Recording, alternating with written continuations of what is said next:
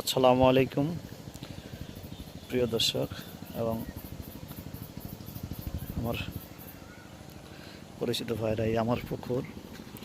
ইনশাল্লাহ এবার এই পুকুরটা আমাদের ধরেন, এই পুকুরটা আমার টোটাল 52 সদস্য, কিন্তু পানি আছে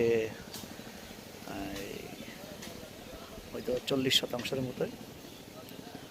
আর এখানে আমি তেলাপিয়া এবং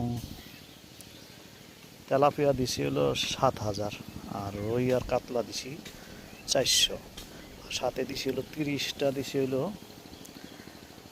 এই গ্লাস কাপ, যাতে এই পানিতে যদি কোনো থাকে, এই শ্যাওলা থাকে বা অন্য কিছু ময়লা টলা থাকে, সেটা হলো এই গ্লাস কাপটা খায়া পরিষ্কার করে ফেলবো। মশলা পানির মাছের গ্রোথ ভালো।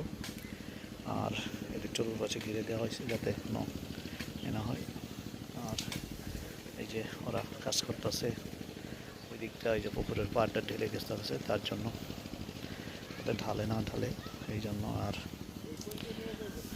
খুব বিকেলবেলা খুব ভালো লাগতেছে, পুকুর পাড়ে আসছি। সেই এটা আসলে শখ থেকেই করা।